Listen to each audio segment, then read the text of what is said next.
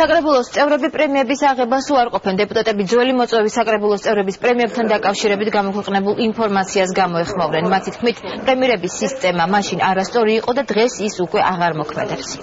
ეს იყო, ასე ვთქვათ, შიხიაშვილის საკრებულოს, შიხიაშვილის ქართული ოცნების პოლიტიკა, როგორც ჩანს, მოსწრებაზე იყვნენ მაშინ იმ დროისათვის. ჩვენ, როგორც მოგეხსენებათ, რაც მოვედით ამ პრემიებზე ვთქვით ვარი, ეს იყო ჩვენი ერთობლივი გადაწყვეტილება.